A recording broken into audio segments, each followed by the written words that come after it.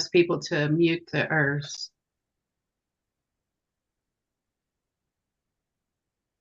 Hi, Jay. Thank you for being here. Hi, everybody. I know you're at work at UCLA. Yes, I will Thank you. probably have my camera off, but I am here. Yes. Thank you. Thank you for being here. It's wonderful. I'm so excited.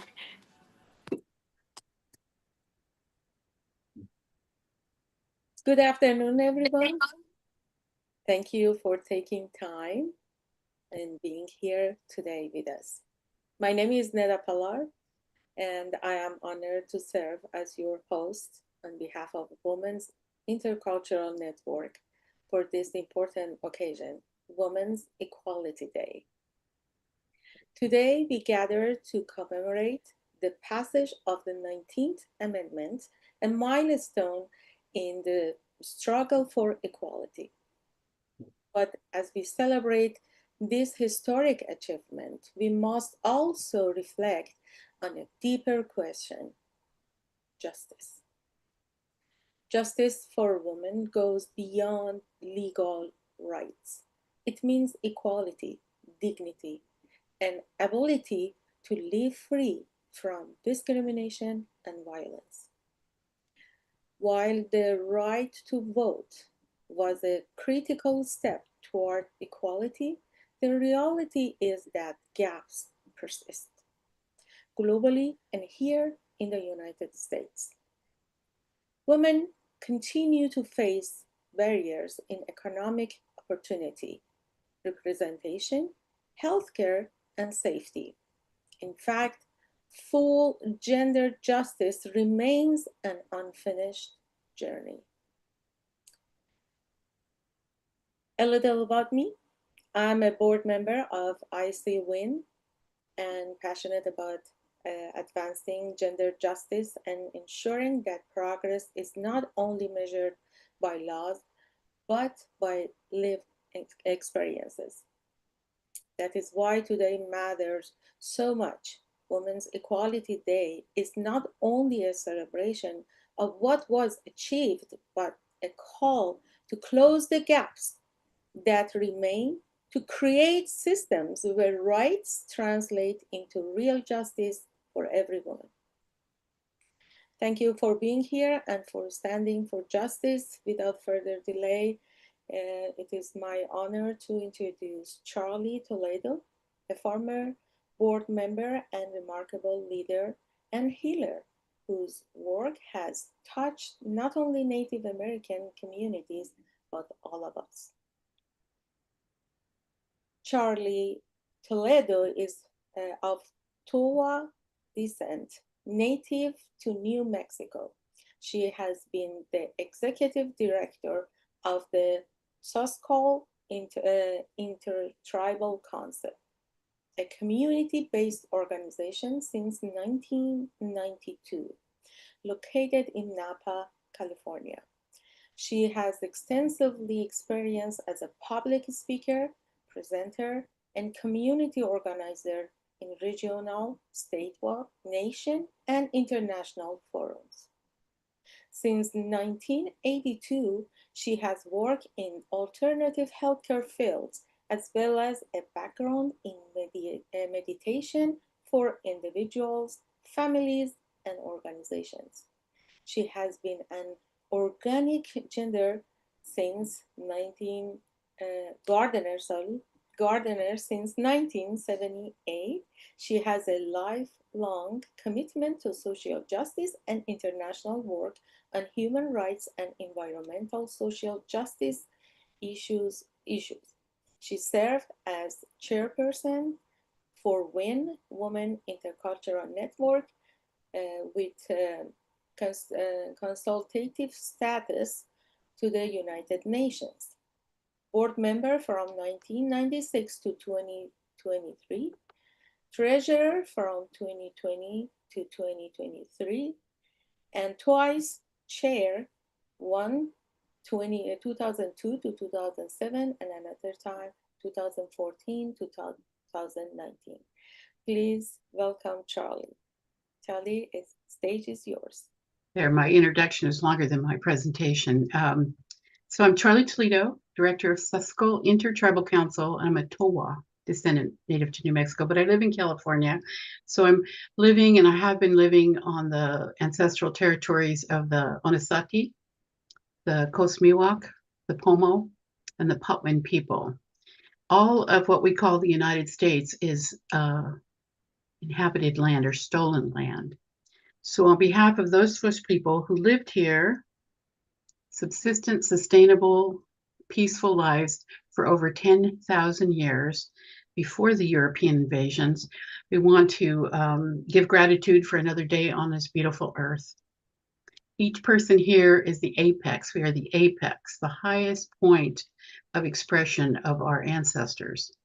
Our DNA is collectively passed on from mother and father to children, to grandchildren, to great-grandchildren. And as Native people, we believe that we live our lives in gratitude for the generations before us, our ancestors, but also live our life protecting and committed to the children and children's children's children's children that come after us, 7 generations after us. So I'm going to offer a Cherokee song. Cherokee is one of the tribes that are very open about sharing their songs, and it's a song that's sung in the morning, greeting and giving thanks for the new day. And it's also sung at the end of the day to give thanks and a prayer for a restful night. So we offer apologies to all the people of the world who are hurting because of our lifestyle in the modern developed nations. And we pray that we come into balance and compassion with all sentient life forms on this earth, the 2-leggeds, the 4-leggeds, the winged ones, the creepy crawlers, the ant people, all the creatures of the rivers, waters, oceans, the dolphin people, the whale people, the salmon people, the octopi, above and below the surface, the tree people, the rock people. We give thanks to Mother Earth for holding us as we circle around the sun. We give thanks to the sun for holding us as we are traveling through space. Sometimes people say that they want to travel through space. We are traveling through space. Earth's ship, the sun is holding us as we circle and travel 400,000 miles an hour through the universe. Wendy-ya-ho, Wendy-ya-ho, Wendy-ya, Wendy-ya, ho, ho, ho, ho, hey-ya-ho, hey-ya-ho, ya, ya, ya. Wendy-ya-ho, Wendy-ya-ho, Wendy-ya, Wendy-ya, ho, ho, ho, ho, hey-ya-ho, hey-ya-ho, ya, ya, ya. Wendy-ya-ho, Wendy-ya-ho, Wendy-ya, Wendy-ya, ho, ho, ho, ho, hey-ya-ho, hey-ya-ho, ya, ya, ya, ho, ho, ho, ho. And that's 4 times to the 4 directions. Usually we sing it 4/4, so it'll be 16 times, but that'll be a short blessing on the day and the night's rest. Thank you so much. Thank you, Charlie. Everybody, it was very nice, calming. Okay, our next esteemed presenter is Catherine Harris Marchesi. Hopefully, I pronounce it correctly. Sorry if I didn't. Catherine is a distinguished federal constitutional attorney and mediator. Her career, spanning over 3 decades, began in 1998 as a mediator in Northern California. The major focus of her practice now is on women's issues, civil rights, and mediation based in New York. Her career includes numerous litigations regarding civil rights and federal constitutional issues against private and public entities alike. She also worked with various municipalities collaborating on drafting legislation and implementing enforcement practices, negotiating with various government agencies, and testifying at county legislative hearings. Catherine serves on several boards, including the Executive Board of Women's Intercultural Network. Through WIN, Catherine serves as a delegate to the Commission on the Status of Women at the United Nations, advocating for the improvement of the lives of women and children globally. Catherine also remains active in local politics in Long Island. Please help me to welcome Catherine. Hello, thank you very much. I'm so happy to be here today and to be with a group of such wonderful women. And I cannot wait to introduce our first speaker. It was wonderful to have Charlie here. He was a dear friend of mine doing our prayer. And so excited to introduce Lahe Mani, who is the president of WIN and a gender, peace, and human rights activist. She served on California State University system for the last 31 years in the capacity of Director of Student and Academic Technology, Lecturer in Women's Studies Program, and Deputy Director of Title IX. Lahe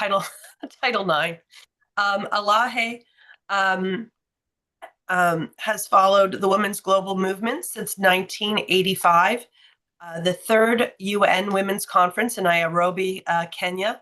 She attended the fourth UN Women's Conference in 1995 in Beijing, China, and has presented papers in that conference as well as almost all the sessions of the Commissions on the Status of Women since 1995 in New York.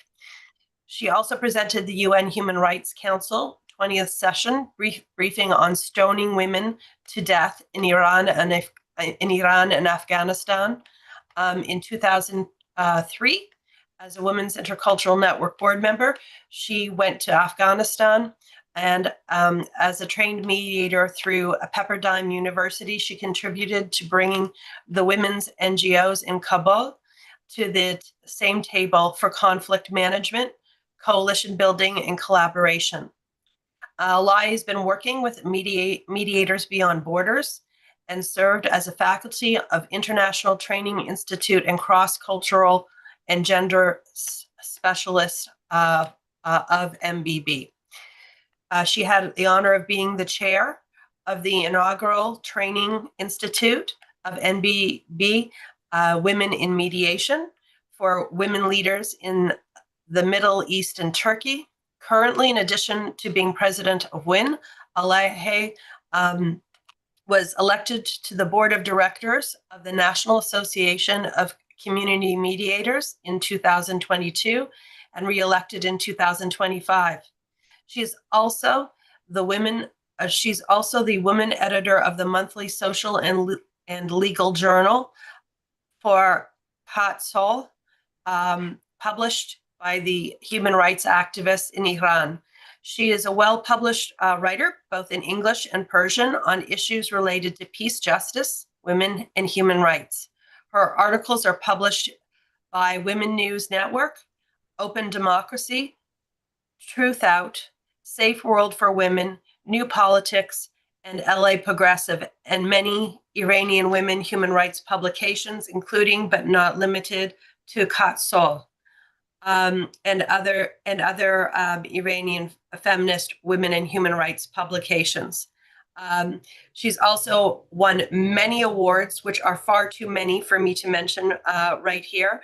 But I would like to welcome Lahe to speak with us today about our topic on the justice gap. Thank you, Catherine. Thank you. It's a pleasure to be here with all of you. Thank you for taking time out of busy schedule and joining us today.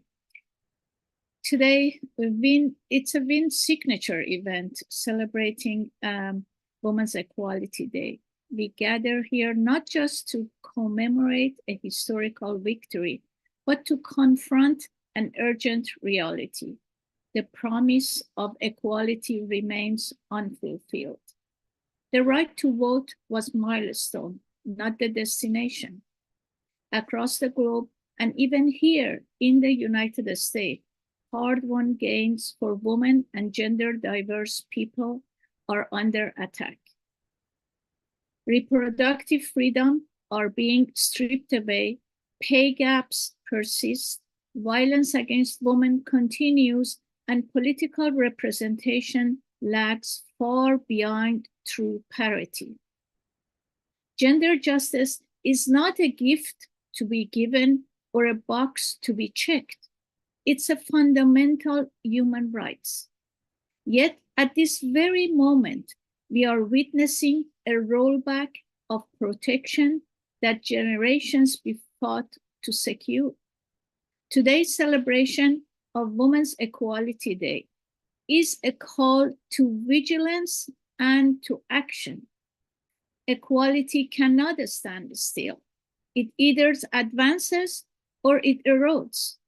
The question before us is, will we rise to defend it?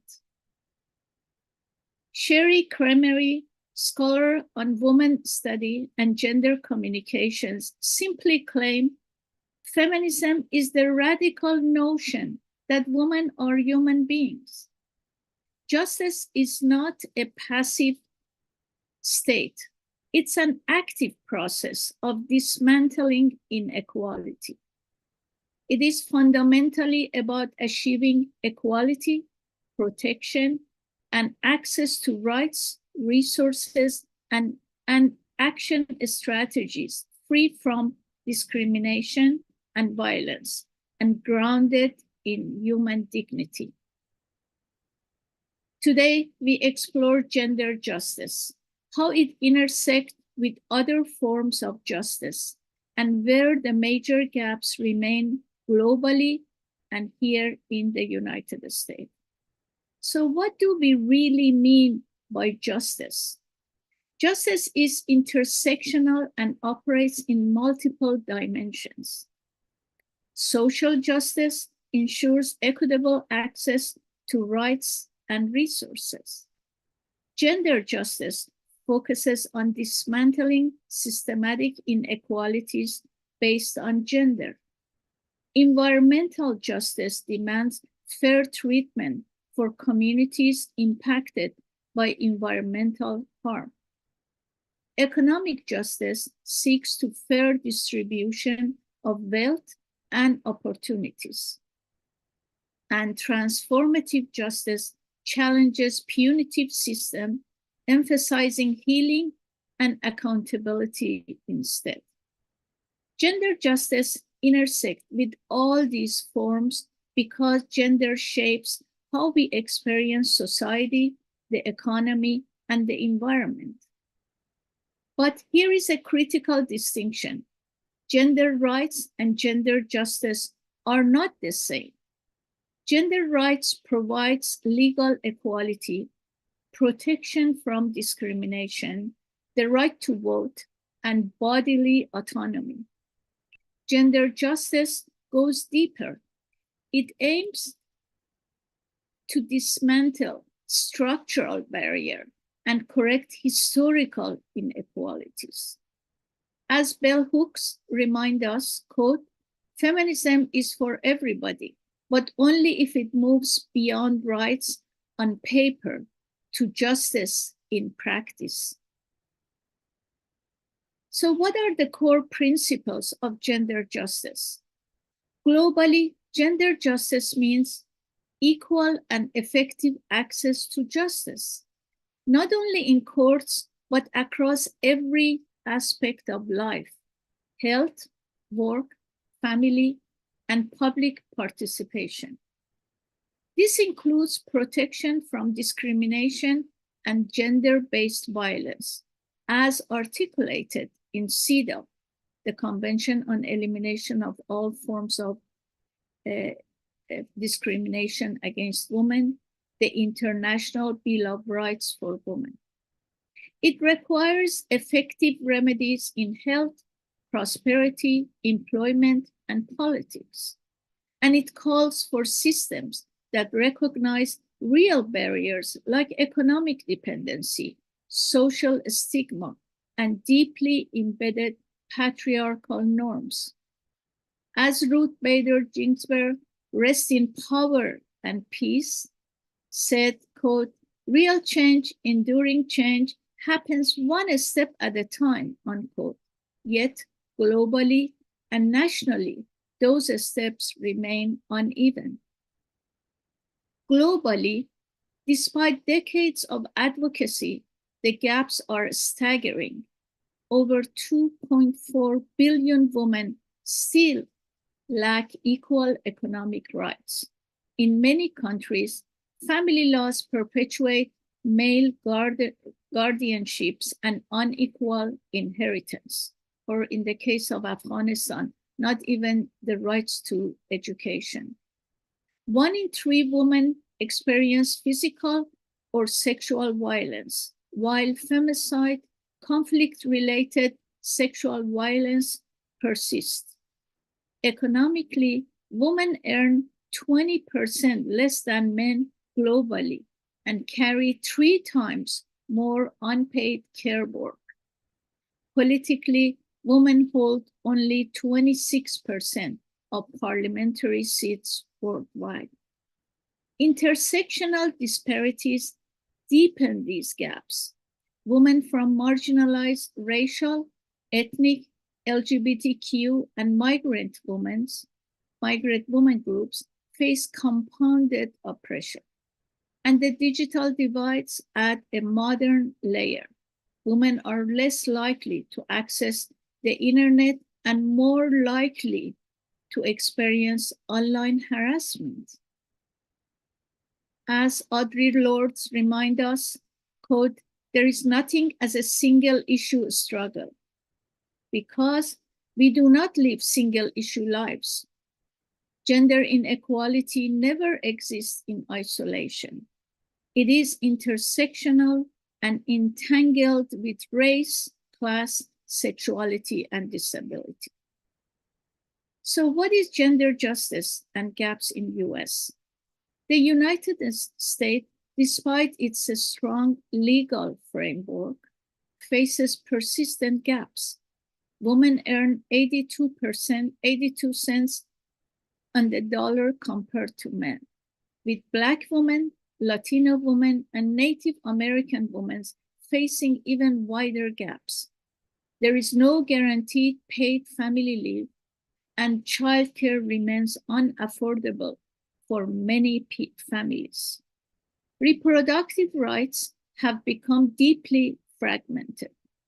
After Dobbs versus Jackson, abortion access depends largely on geography in the United States, with many states enforcing near total bans.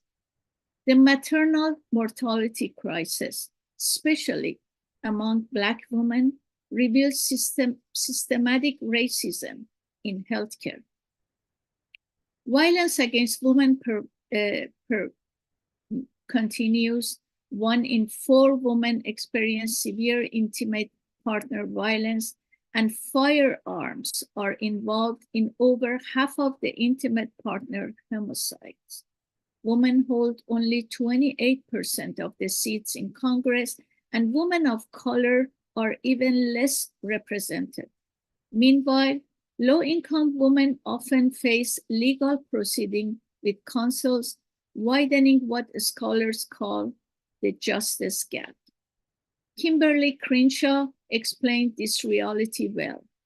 Quote, if you are standing in the path of multiple forms of exclusion, you are going to get hit by both, unquote. US women of color, immigrant women, and LGBTQ individuals know this truth all too well. So what are the barriers and structural challenges? What prevents gender justice from becoming reality? Discriminatory laws and practices continue, from inheritance and family rights globally to reproductive rights in the United States. Economic obstacles like court costs and lack of legal aid make justice inaccessible for many. Cultural stigma and patriarchal norms discourage reporting and reinforce silence, particularly in the current political landscape of the United States. And institutional bias through gender stereotypes in courts, policing, and workplace perpetuates systematic injustice.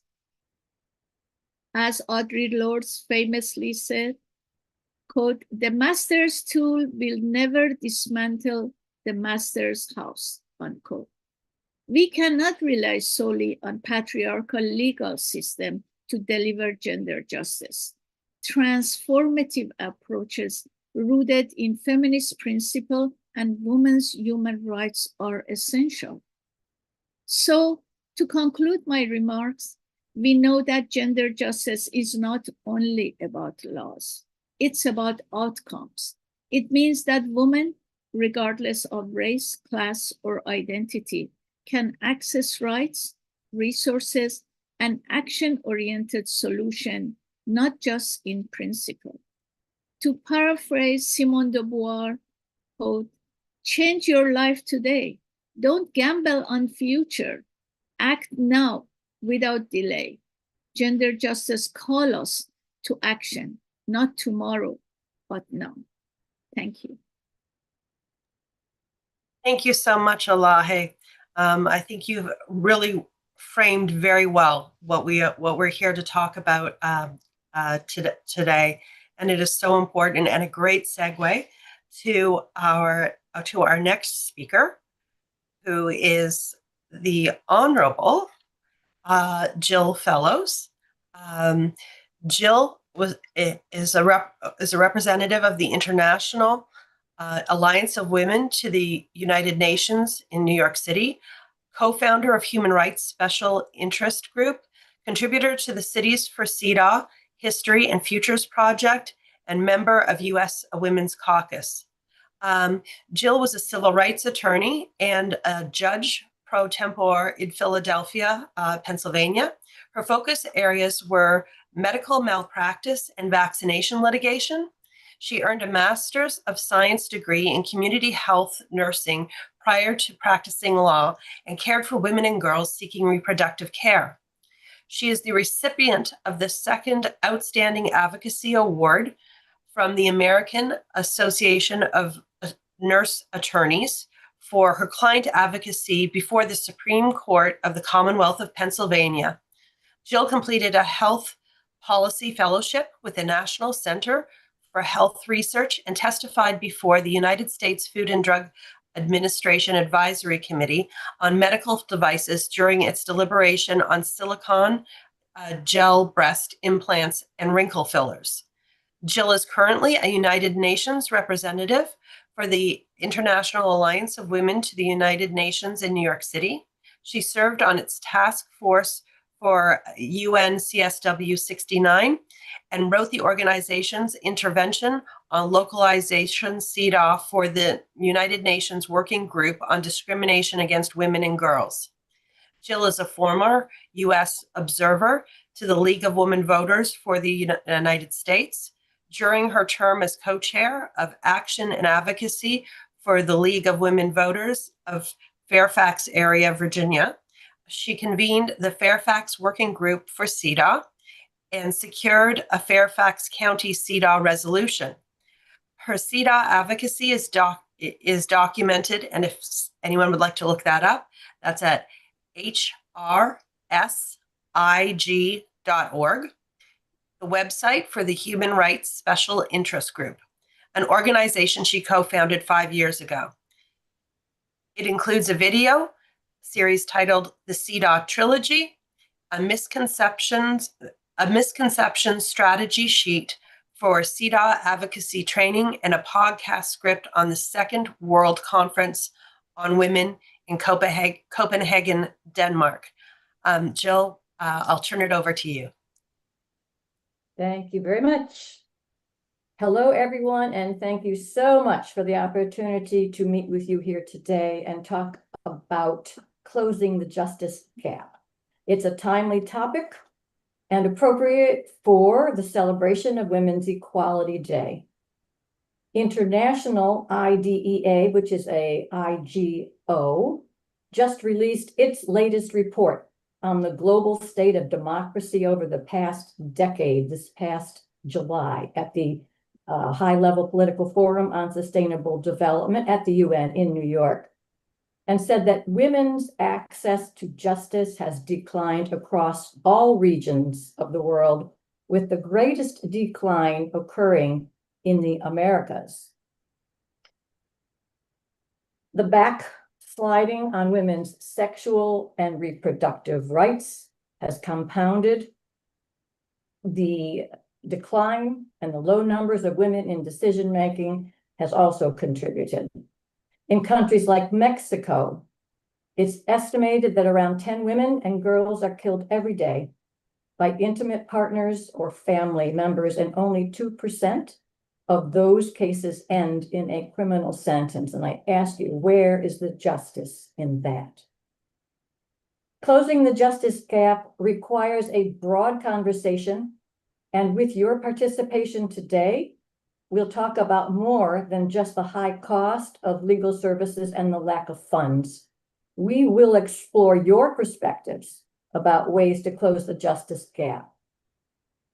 So I ask, what are we closing in on when we talk about closing the justice gap?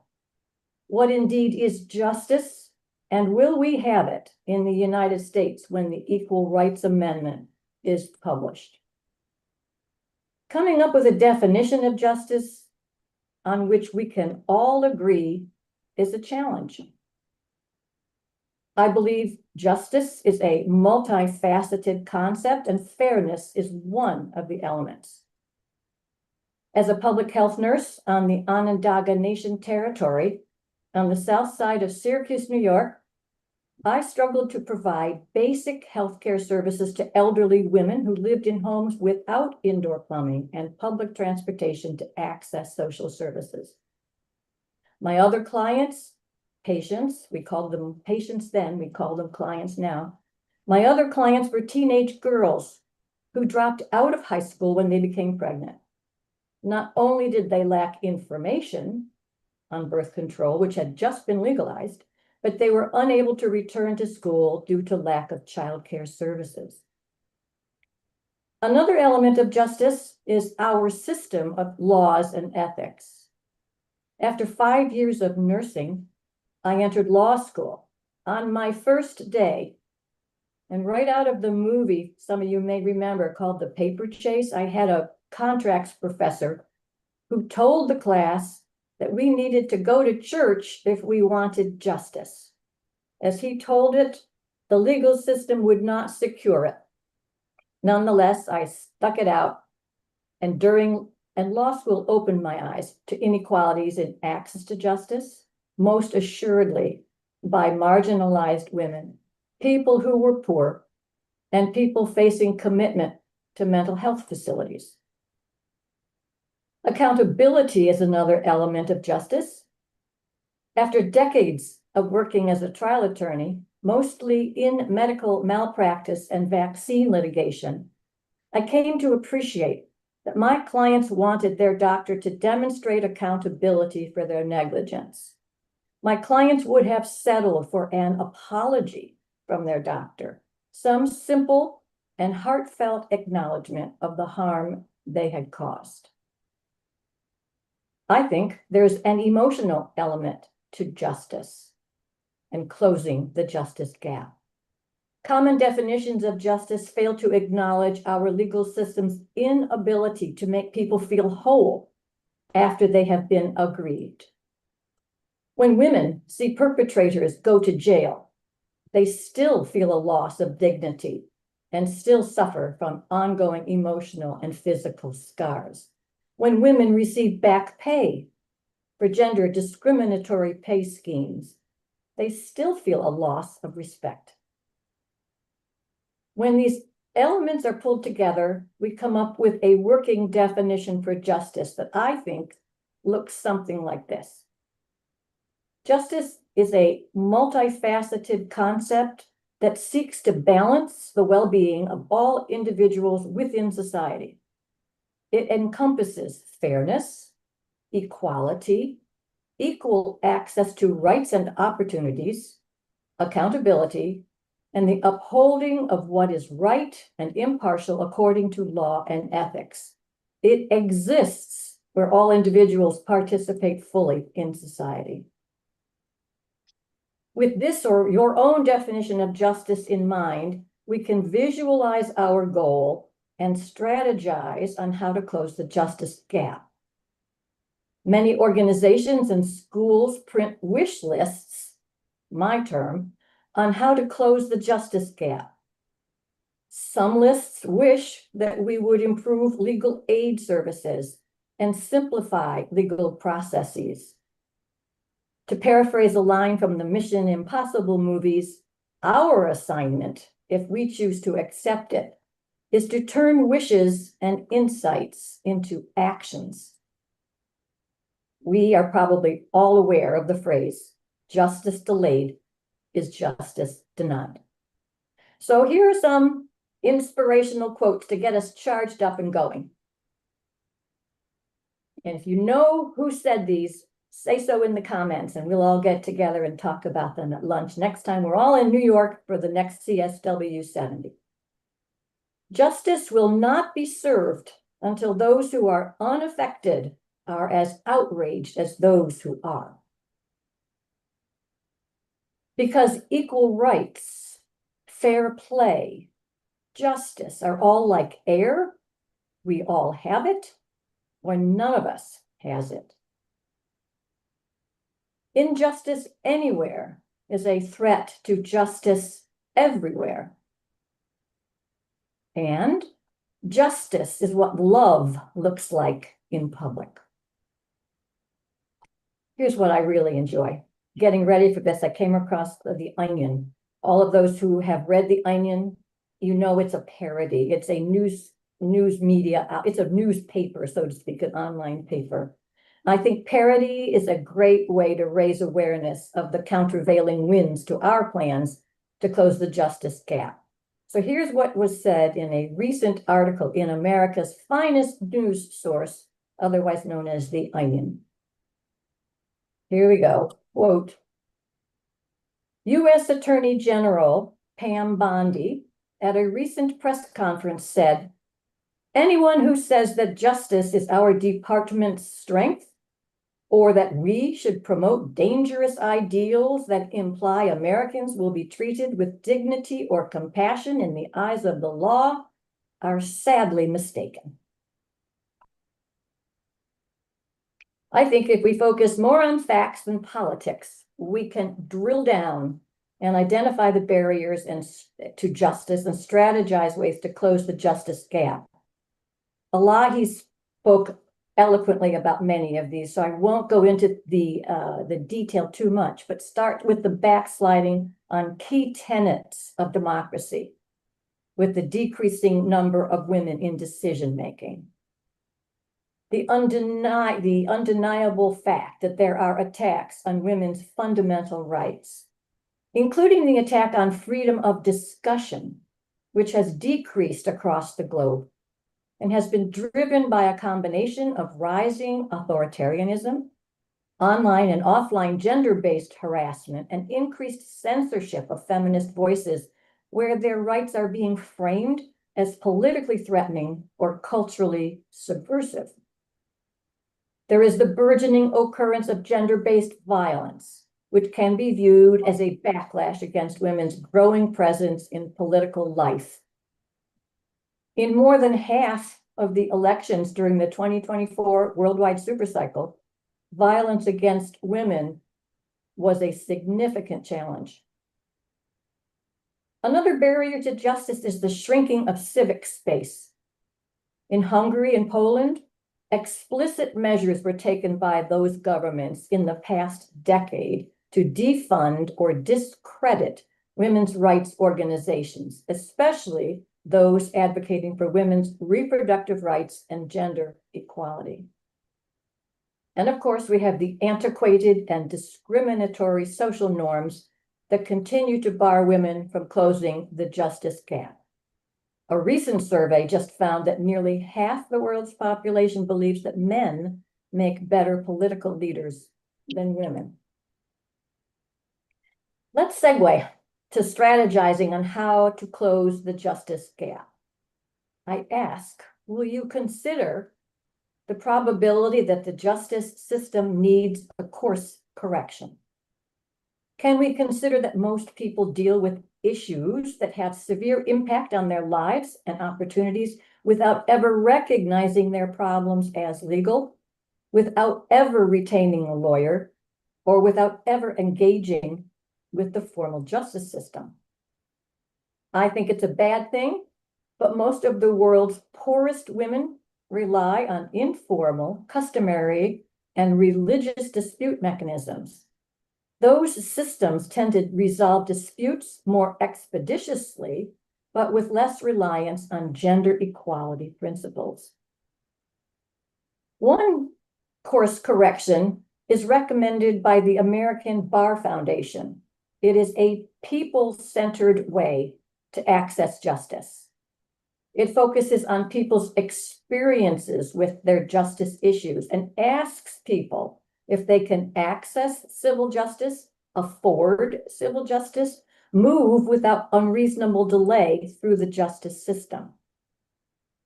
It invites participation of diverse groups of people, and it decentralizes lawyers as the solution to justice issues because lawyers are not seen as enabling people to be more empowered. CEDAW's approach articulates an actionable course correction. It calls for building roads, building bridges, court buildings, police stations, shelters in rural and hard-to-reach areas. It calls for mobile courts, legal aid clinics, free hotlines, information technology, teleconferencing for witness testimony. How about accommodating women's schedules so that justice can be accessed when they are not engaged in income-generating activities? Why don't we promote community-based paralegal programs and community mediation resources? Why don't we advocate for institutions that accommodate people with limited mobility and that are more secure for all women across the lifespan? UN Women launched its practitioners toolkit on women's access to justice programming back in 2018 during the 60-second session of CSW, and it is available online.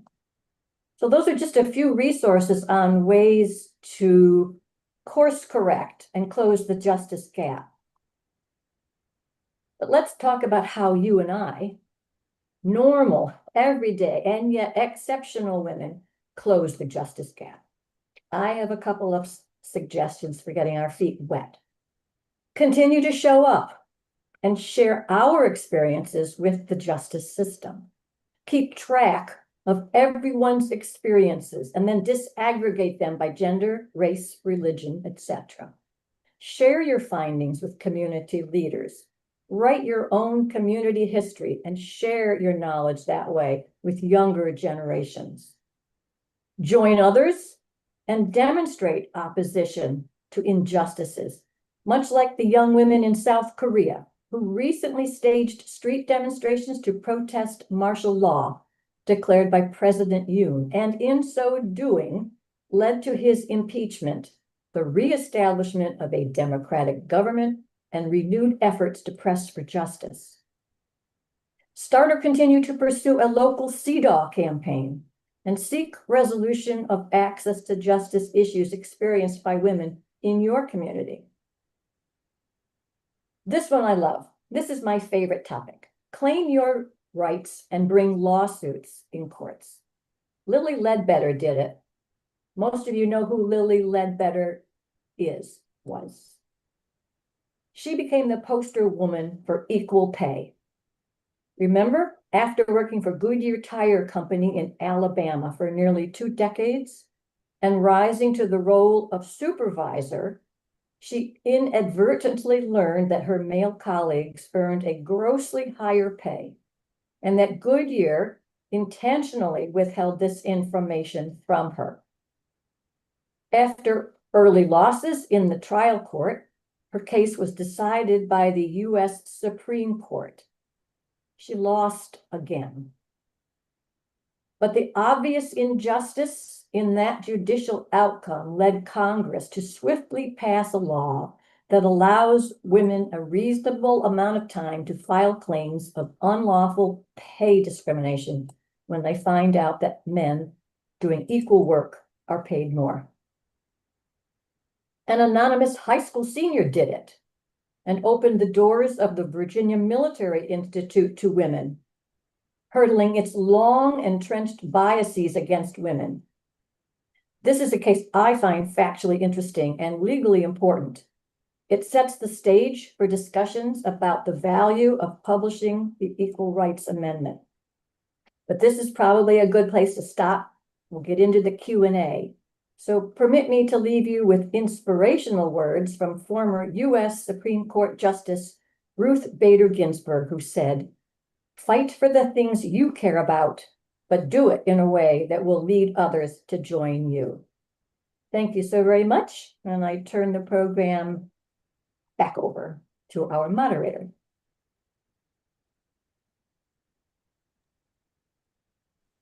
Thank you so much, Jill. It was so wonderful to hear from you. I just wanted to add something that might make you smile is as a mediator for the courts, one of the first things I say to both parties when they come in is that justice, if you're looking for fair, you're not going to find it in court. Courts are there to decide when two reasonable parties can't come to a solution between themselves, then they make a decision and don't expect it to be fair or just.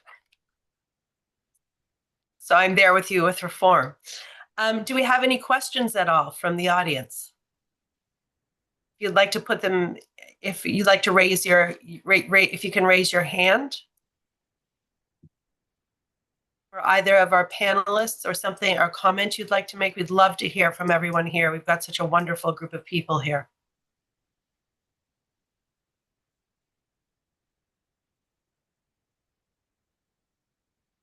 Don't be shy. Okay, I raised my hand just to make a question. I love both of you to bringing solutions to the table. That's what we can do. And one thing that I believe that to reach to this or close the gap and reach to this equality for every single person, I think the man has a big role to understand that. I think they don't, but I don't know why, or it's by cultural or religious part, or what the educational, I don't know how they raised in the family. There are all of them actually, or maybe have an influence on them, that they don't understand that the healthy environment is when men and women can work and live together at the equal level, and equally are appreciated, and each part has that awareness about the abilities and capabilities, and together they can complete the society and making a healthy society. For this, I believe that what we can do besides all those solutions, we have to start from the school. We have to target our educational system and raise the boys and girls since the beginning. The girls should stand for their rights. The boys has to respect as they respect for themselves. And my question is, how is there anything that we started, or is there anything that we can join to the school? And actually Kaden is here, that's she's the youngest that we can, I know that she's very active, but we need more from from even kindergarten, I believe. Now I want to know about your opinion about this, my idea. I believe in storytelling. And I believe that stories have a great impact on having people remember the point you wish to make. So let me tell you a silly story about my grandson who just started kindergarten in a place in Redondo Beach, California, which I guess is not too far away from where Elahi lives. He doesn't see differences between who he's going to play with, who he's going to sit down next to for lunch. And I believe that has a great deal to do with the fact that he has parents who treat each other as equals. So it's not just once you get to school, you obviously have to reinforce the point you're making, but the idea that women and men and boys and girls are on equal footing starts before kindergarten, starts in the playgrounds, before you even get into school. So I agree with you full-heartedly, but if you have special stories that you can tell that tell the story better than I did, please share, because those are the stories I will remember, and then I can make a better point. It makes me think of the movie. Do you remember the movie Free to Be You and Me with Marla Thomas and Alan Alda and so forth? And there was that, we used to have to watch it. This was in Canada every year from first grade on. Just before summer break, we get to watch Free to Be You and Me. And there's that song about Billy wants a doll and his father making fun of him and his grandmother saying it was okay. Sorry, I got the frog in my throat. Saying it was okay and so forth. And then they did Marla Thomas did a beautiful one about a skit about when you see the woman on TV smiling and polishing and vacuuming and saying how wonderful things are, she doesn't want to do that. Your mom doesn't want to do that work. And it was all about, and I'm in my 50s, and I remember that from being a child. And that was one of the things that they did. I don't know if anybody else remembers that. And I don't know if they'd even show that anymore, but that was a wonderful thing in the 70s. Thank you. I also want to kind of appreciate Jill's remarks, particularly something that stand out for me was emotional justice. You mentioned the emotional and just apologizing, which is like in mediation, conflict transformation, conflict resolution. That is a big deal because often the conflicts just can be resolved by simply, people recognizing and apologizing. So thank you for mentioning that. And I think what Neda mentioned about education, I think education also, not the K-12, but the start, as Jill mentioned, at home.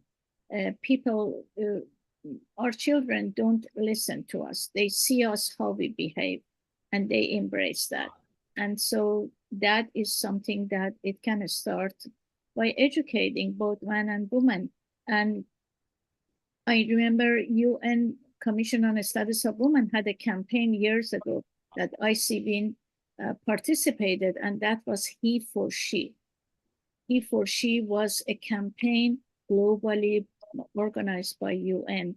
And I think as we are moving forward and resisting for pushing our rights away, rights that we struggled very hard for it, we also need to educate men. And I think I have lots of faith in younger generation, not only in United States, but globally. Because for women's life freedom in Iran, which was a very forward-looking movement, many younger men in Gen Z and Gen Alpha participated, stood, right next to the female participant of that movement and demand equality. So I think it's happening in many countries right now. So I'm hopeful, and I'm hopeful to it.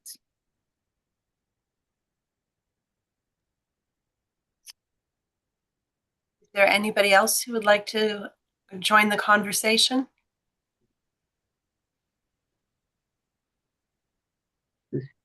Charlie. I'll join the conversation. So I have a background in midwifery and breastfeeding and all that in my early adulthood, 1970s. So we are doing information gathering, within the Native community about the oral traditions of what happened here when the Europeans invaded. And one of the elders I was sitting next to just a few months ago, she's 90 years old. So a lot of people in her age group were firsthand experienced the European invasions and the subsequent genocides, especially here in California. And she had said when she was sharing, I was taking notes, that the woman is the brain and the man is the heart. And I didn't interrupt her. We went on to a very long, complex discussion in the table I was at. And then afterwards, I asked her, I said, can I ask you for clarification? You mentioned that the man is the heart and the woman is the brain. And she said, yes, that's what I said. I said, that's opposite of Western psychology. She goes, exactly. That's why things are so mixed up. The world is upside down and we need to turn it right side up.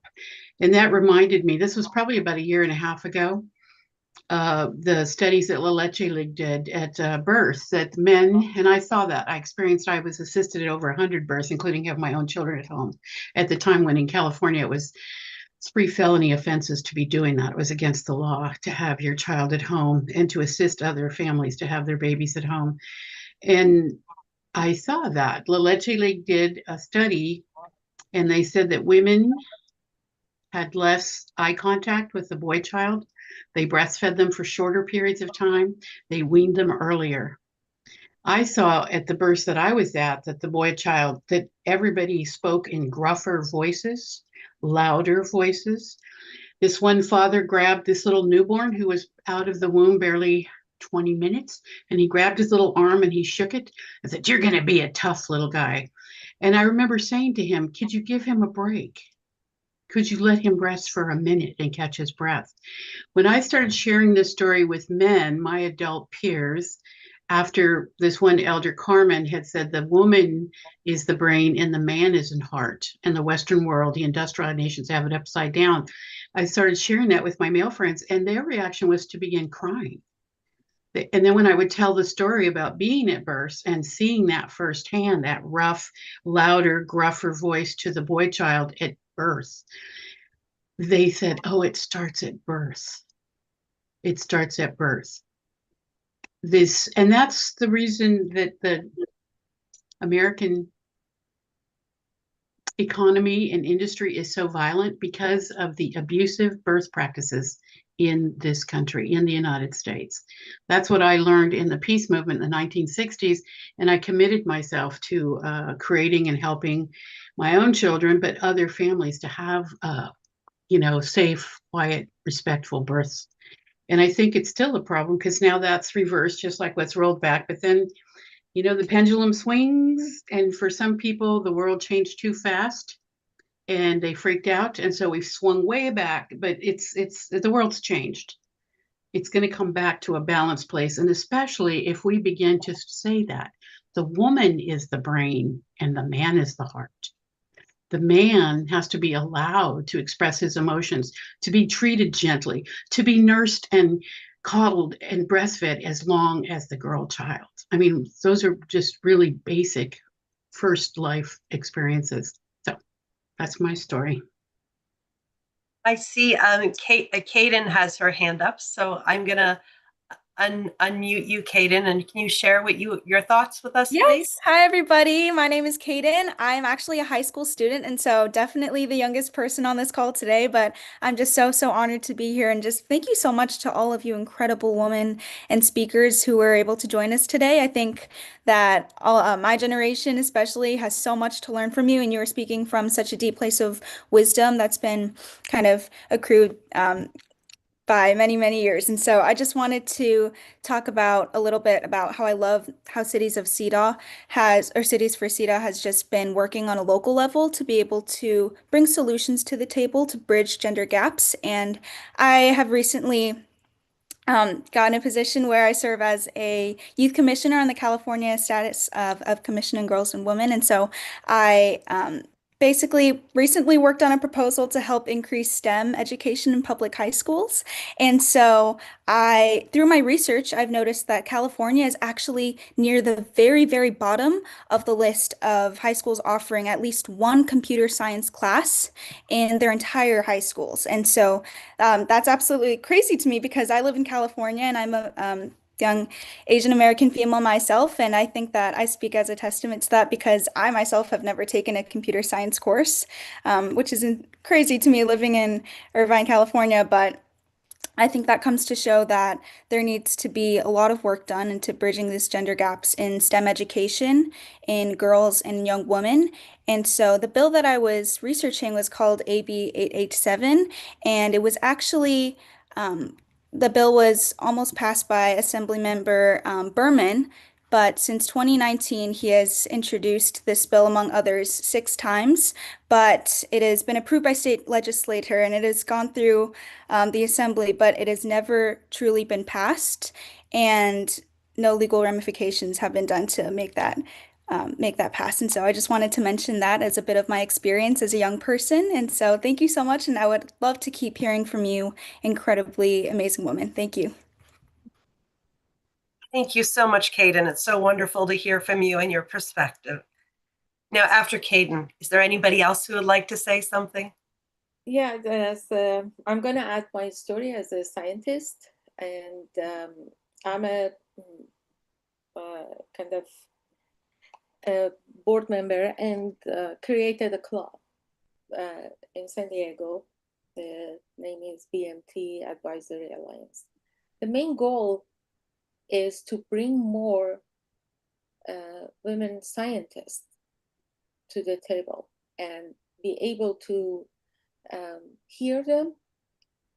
If they are entrepreneurs, they are in startups, we still see the majority. If you go to any scientific events in biopharma medical devices, and see 99% still are women, but are men. And they are getting the highest level of the funds because the investors are men.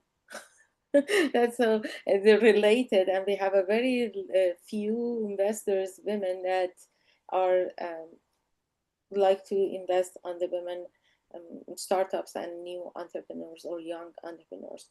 And we started this. It's not a campaign; it's an event, monthly event, to bring them and help them to build a very strong business foundation, because most of the scientists, men and women, doesn't matter, they don't have that the business side of the company. They have a brilliant ideas. They are their products, it's awesome, but usually 85% of the entrepreneurs, they fail in the first year, which is very high. And this has two reasons. One, they don't know how to continue getting funds. And second one, how to manage that money. That's why my advisory part is that bringing experts to make their ideas fundable and having a very nice business foundation to sustainable, actually, so they can grow.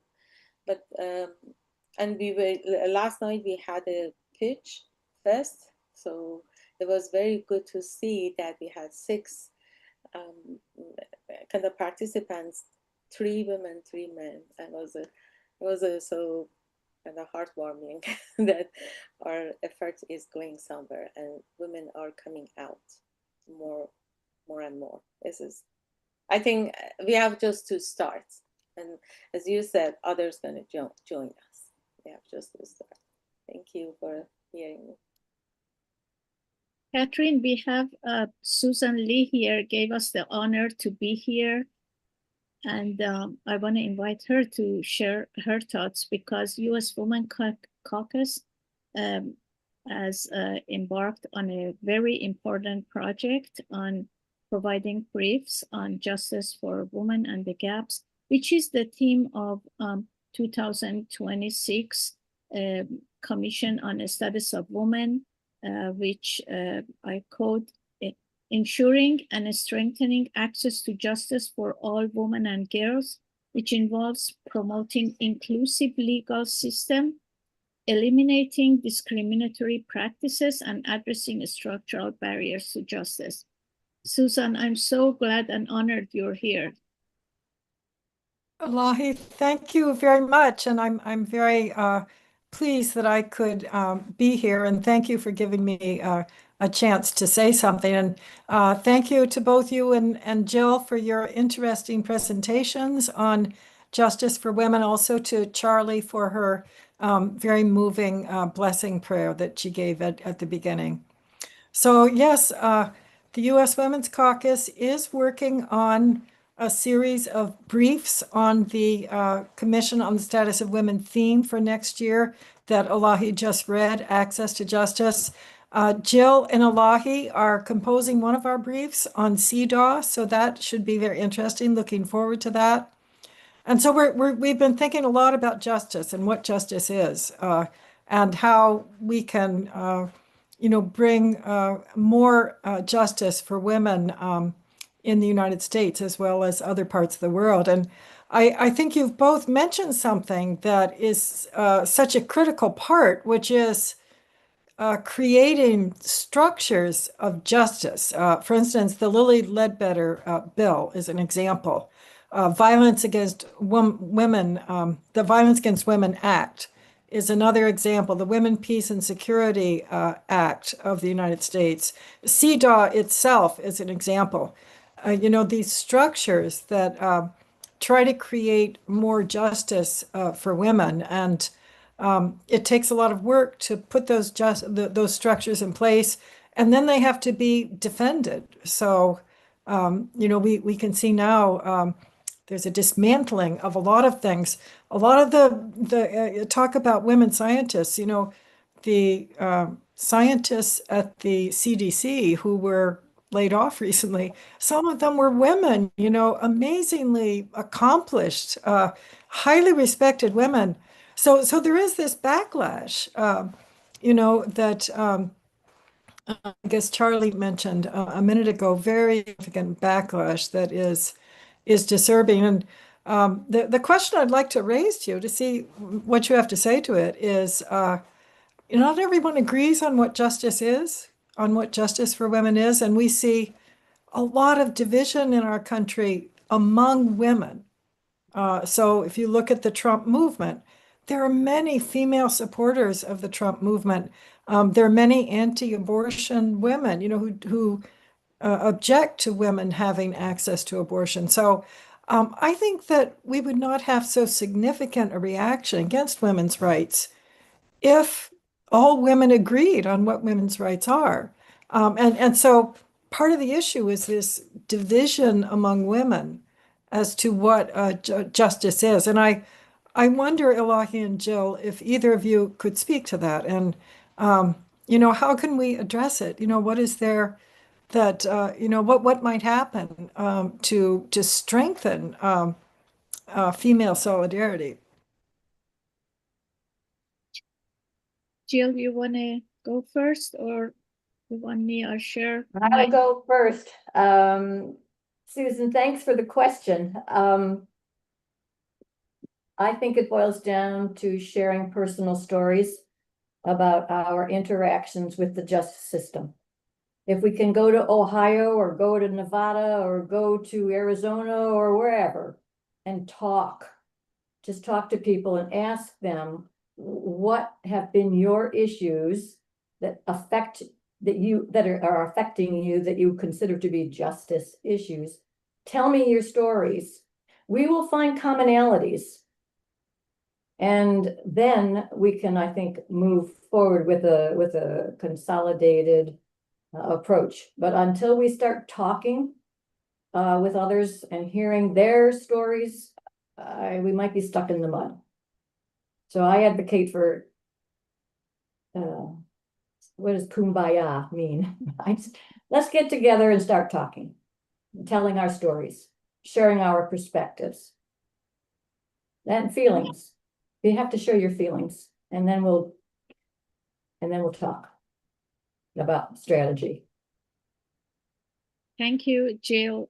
Actually, my response would be in the same line that as an active member in community mediation, I think we need to have more listening circle, not necessarily talking, listening circle. Prior to election, NAFCAM, National Association of Community Mediation, which I'm on the board, we held many listening sessions in different states, particularly in purple states. And when we hear the woman talking, or in that case, it wasn't exclusively for women, when we hear people talking, because I believe majority of people, their desire is to live in safety, access to economic well-being, access to health, access to education, well-being of their children. And so we can listen to them and bring them to the common ground, which is shared by all of us, regardless of which side we are. So, and that's one thing that I deeply believe in it, having listening session, having discussion, having dialogue, and empathetic dialogue, and not breaking the groups between which side of the politics you are. However, something else at a different aspect of this issue of that we are currently going through, this phase of political landscape, not only in the United States, in many European countries and globally. I believe we are living in a world that we have the extremism in interpretation of religious law, extremism in politics. Those are defining and redefining the role of women at home and in society. Like in United States, we see that currently we are going through that extremism, excluding the rights and kind of authoritarianism. In many parts of the world, including the country that I was born, Iran or Afghanistan or some other countries, we have religious extremism, interpretation of religious to the extreme that is exclusive, not inclusive. So I think at global level, we are walking through this very difficult path, but at local level, I think we need to listen, we need to have discussion, we need to dialogue, and we need to bring people together. That's the only thing. And you are right, Susan, not everybody, not all the women, not only in the United States, but globally, we don't share the same definition of justice. We don't share the same definition of equity or rights. So it's a challenging path, but we've all been walking that path, and I'm sure we continue keep moving. I'm going to invite Julianne Cartwright-Trailer to come in too. She has to add to the conversation. Let me unmute you. I managed to unmute you, Julianne. There we go. Is it okay? Yes, yes. I'm just reflecting on so many things, having listened to Jill and Elahi, about what we have been trying to do for decades, and still some of the same tactics and strategies are so relevant to today. When we're talking about civic education, you're talking about going beyond legal entities, and especially with CEDAW, because remembering when we when we started talking about doing ordinances, city ordinances, we had to do a lot of public education, because even those in public positions hadn't heard of CEDAW. So we had to start with the basics. And I think what we're doing now with the Cities for CEDAW campaign is doing some of the same thing, and bringing in the younger generation like Caden and those, so that they can see how the provisions of CEDAW can affect their lives. And I think the same thing if we were to talk about the circles of getting women together that we're talking about, who may not just finding out what the commonalities are that they have. And it's just getting together to do that, to provide some kind of space. And I like what you were talking about, show up and keep the conversation going, demonstrate.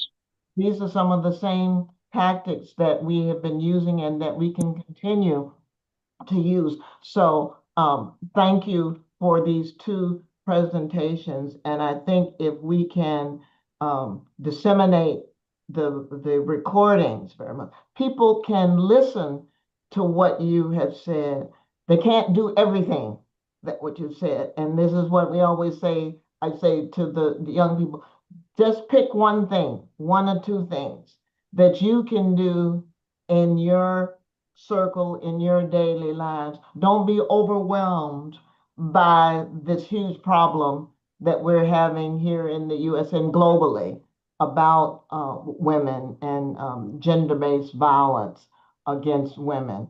So that's just a comment. And I was thinking about something that I was reading about the other day about court cases now, and in terms of women who have been sentenced to long prison terms.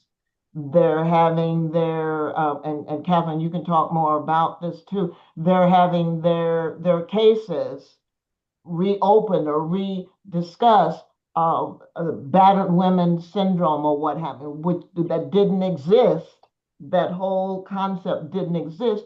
But then some of them are having their sentences lessened or overturned. So something like that. Although we said everything doesn't depend on the courts, we have to go beyond that in society. But when I was thinking about that, I was saying yes. So I just want to thank you all for being here today and having this discussion, that we have to keep having these discussions among us and bring in others into the discussion. I see we have Nazanin who'd like to come in and discuss. Would you like to come in? Well, hello everyone. My name is Nazanin and I'm a board member of Iranian Circle of Women Intercultural Network. I just was so excited to see Merlin Fowler, the founder of Women Intercultural Network, on this call. And I just had to express my appreciation and my love. Merlin, if you hear me, I love you and thank you for everything you have done so far. And at the end, I have to thank Elahe, Jill, Charlie, for everything you all have been doing, and we really appreciate. You are an asset to women's struggle and work throughout the world. Thank you. Thank you so much. Jill, do you have anything to say at all about thoughts about women and sentencing as you had spent time as a judge as well? Mm-hmm. I'd love to say yes, but I was doing civil law, Okay. not criminal. Okay. So I might turn it right back on you and say, you tell us. Well, I can Don't shy away. You tell us. for me. But I've been in and out of a lot of the prison systems to do with women as well, and the different, as well as the men's prison systems on state and federal levels. And it is very interesting sometimes to see how I will agree with what was said before about how some of the sentences are being reduced, but how a lot of women got much more serious time, particularly in violent situations where they had killed the person, their partner or family or male family member who who had abused them, versus when you had a man who had killed his wife or girlfriend or partner, and seeing it be reversed. But at the same time, one of my big concerns, particularly with where reproductive rights are going, and the idea of criminalizing reproductive rights, and we look at the LGBTQ plus community and how we're looking at we're getting close to the criminalization of a lot of different things that are not now, is I'm concerned about women getting actually becoming incarcerated for making reproductive health decisions, or people getting sentences for being, based on their gender, based on their gender identity, and and I'm waiting to see how far we're going to go with criminalization of the LGBTQ plus community. One of the things that I find really interesting in a lot of these discussions that doesn't tend to come up, and maybe it's because I'm a bit of a nerd in a sense of what I like to read and so forth.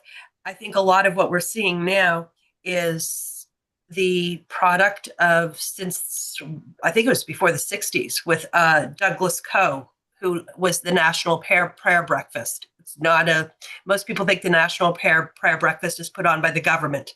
It is not.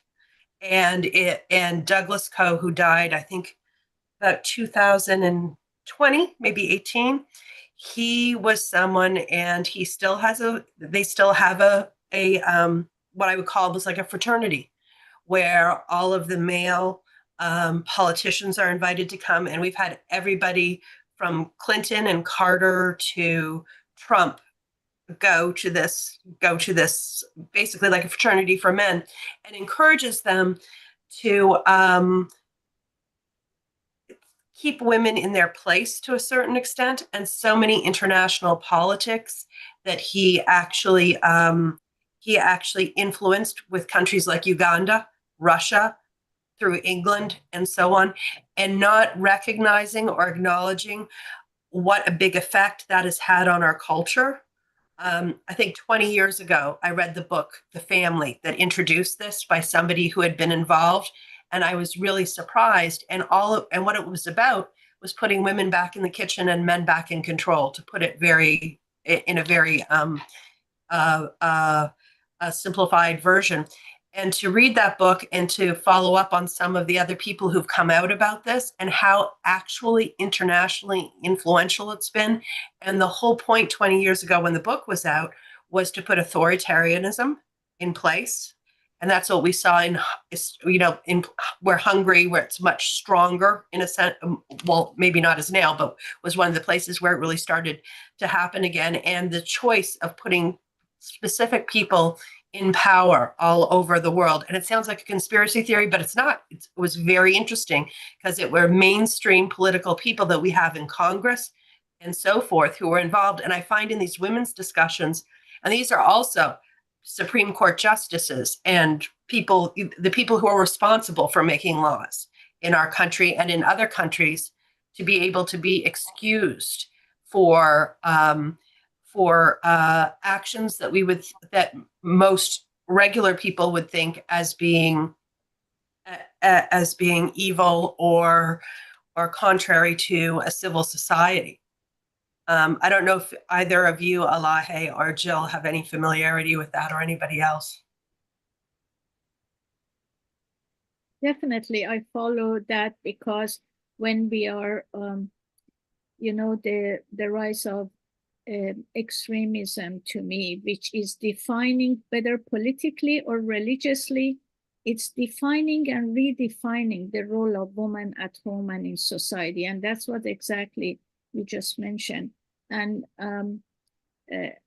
so this is a challenging time, but we women's movement, human rights movement survived throughout these years, the ups and downs of political landscape that challenge us.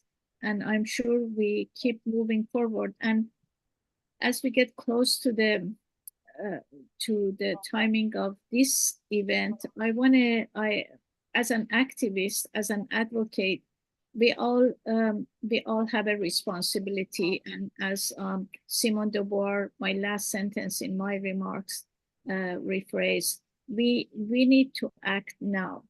We need to don't gamble on future.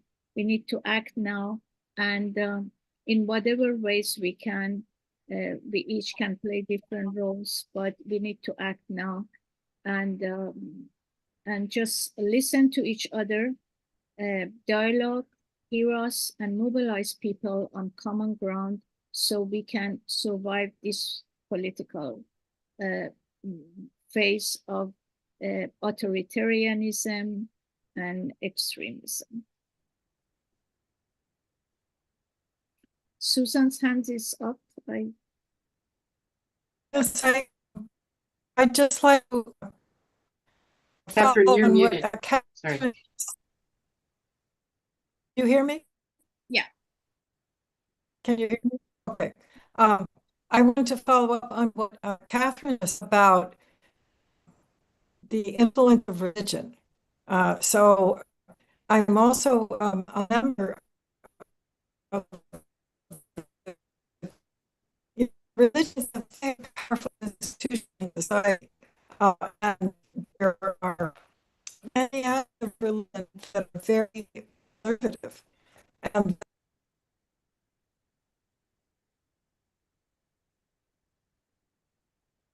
I think That was her connection, unfortunately.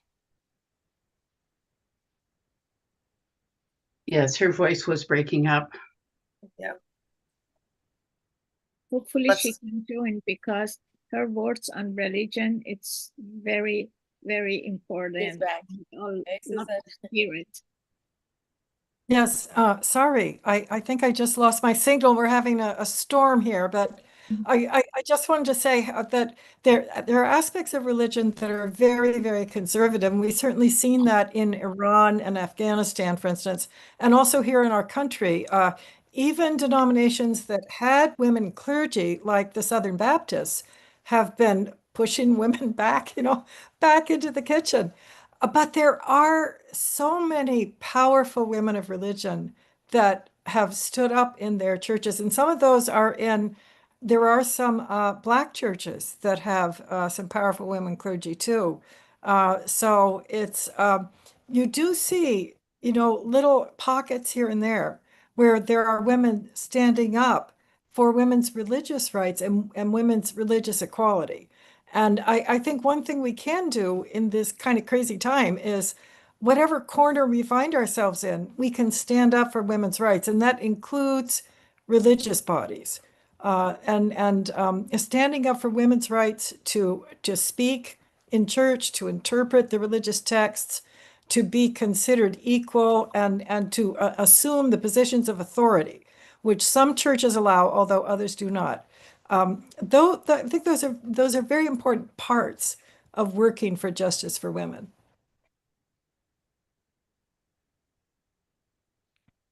Absolutely agreed. I guess the point I was trying to make is that we have it in our country too at very high levels. It's not just Iran or we're not just talking about religions that are always in the news cycle about this sort of thing. And I think it's important. And I agree with you very much, is that wherever we are as women, we have to speak out for women. And I think the other thing that's really important, and to do with the justice gap, is for women to support women. And I know we had that conversation, but in everything, because in my employment law practice right now, I have more cases where it's discrimination by younger women trying to get older women out of their positions than I've ever seen before. And women need to be able to bond together. And I think there's also been a divide too with women, which I think has come through culturally, through an attack culturally, where at least in the United States, where women with experience are less valued than those to do with beauty or youth. And I think there has to be a blend between, whether it be women who have institutional knowledge. It should be institutional knowledge working with new technology together, not one against the other. Sort of like wisdom. Just because you're older does not mean you're obsolete. Whereas in other cultures, you find that people who are older, as I'm getting older, where like when we look at, I'm sure Charlie could chime in on this, with Indigenous people and the different tribes in the United States, where the elders are revered, where their knowledge is sought and respected, whereas in our popular culture, it's older people are considered to be considered a burden or obsolete, when actually there's a lot of value to give. Mm-hmm. So I will chime in. I was going, Catherine knew I was going to say something. And that's, I have a meditation group, which is mostly women that meets weekly. And that's what's come up a lot. Because one older woman was talking about how she was feeling invisible and unrespected. And I said, well, in our culture, the older we get, the more respected we get. And all of the tribes, I think in most of North America, it wasn't a woman, it was a circle of grandmothers that made the decisions and ruled the tribes. And even in the patriarchal tribes, like in the Midwest, where life was harsher and there was struggle for resources and water, it was still a circle of grandmothers that made the decisions. And it was that, again, the Euro invaders that, the first thing they killed was the women. And then it was the women who are the last, stepping up to coming back to carrying the songs and the ceremonies, but also just that collective wisdom. It wasn't a one person. They would have the spokesman. So there'd be the circle of grandmothers, and there would be a spokesman who had a loud voice. So the grandmothers would tell him what to say or what they thought was the best thing. So he would stand up and talk really loud about what was going to happen next. But in ceremony, still to this day, you'll see the grandmothers. There might just be 2 or 3 of them, or there might be 4 or 5. But the guy at the microphone will look over to those women and they'll be smiling like that. Yep, that's what we meant. Or they'll be like, and then he knows that he's going to stop the microphone, go over to those grandmothers and say, was that not what you meant? What did you mean? And then he'd go back to the microphone and correct what he was saying. And that's still how it is. That wasn't lost.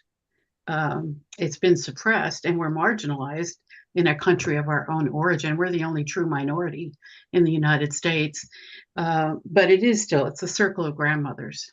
And then we have to talk about the Inquisition when we're talking about women persecuting women, because again, I'm a descendant, my Euro aspect was Basque, fleeing Western Europe during the Inquisition. It was women pointing their fingers at the women that they wanted to be killed. The only reason the men were doing it is because the women were asking them to and supporting it.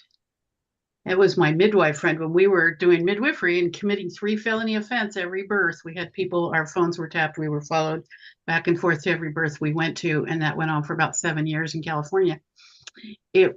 My midwife, who was a certified nurse midwife that I was training with, she said the only reason the Inquisition was successful was because the women supported that. And it was based on jealousy and property. Women that were living independently were the targets. And so, considering how things are now, it's not as bad as it was. So we talk about things getting better. It is better than that. But it's getting very close to that. And that's where we have to stop and then seek support each other, just like you're saying, but also supporting yourself, when you realize, well, no, the woman is the brain, the woman is the one. Most women can multitask. Most men can't. I think it's only 2% of men that can actually multitask.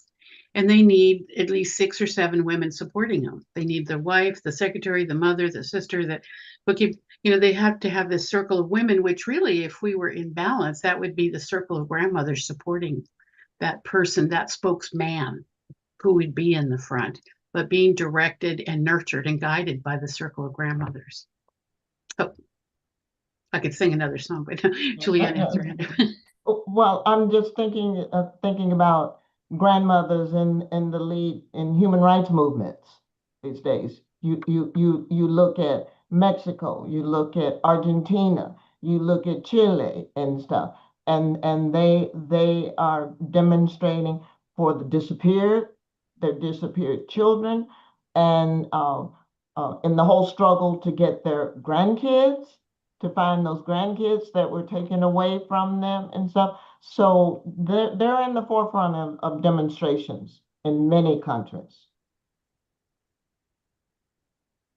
California has the largest number of missing and murdered women and children in the United States. And that's Indigenous women. And that's something that's just been brought to the surface after decades of struggle. It's just coming to the forefront because, again, we're the true minority. We're 0.1% of the population. And that's why we need the support of all the other people to do it, to bring balance back.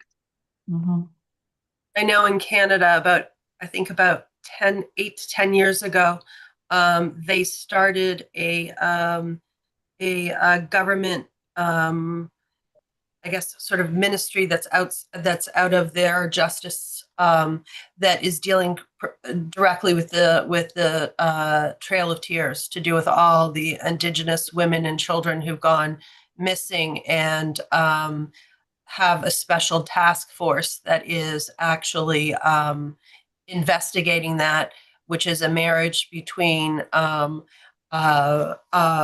lot of the different tribes up there, as well as sorry, what am I trying to say? Not police, but officials, sort of law enforcement officials, to try to help, and investigators and so on, who are especially dealing with that. Well, again, California has the highest rate of missing and murdered Indigenous women. And the FBI just started to put that on their priority a year ago. And this is from the 1800s. So it's an old problem. And unfortunately, the FBI is being restructured back again. But I hopefully it'll swing again and do the right thing. Thank you, ladies. Very nice, really meeting.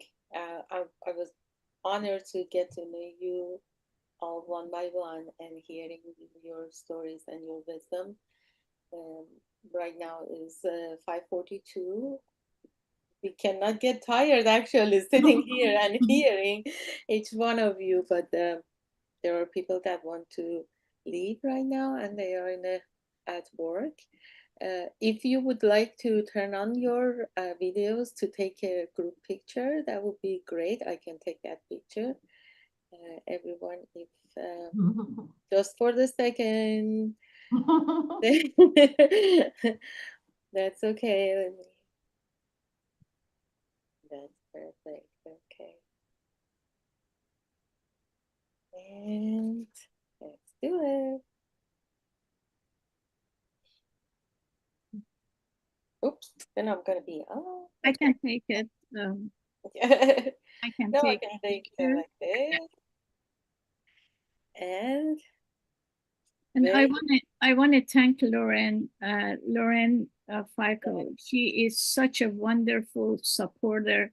She always come through to manage our event technically and live stream it on YouTube and Facebook. You all can check on and we're going to post it to our website. And we are working on a new website for the last 6 months, and it will be released in near future. But check out our YouTube channel. Many of the even older sessions are posted. And thank you, Lauren, for always supporting any efforts on gender equality. Appreciate all your help today. Thank you. thank you, everyone. Thank you. Thank you. So there's the question, will it be posted on link?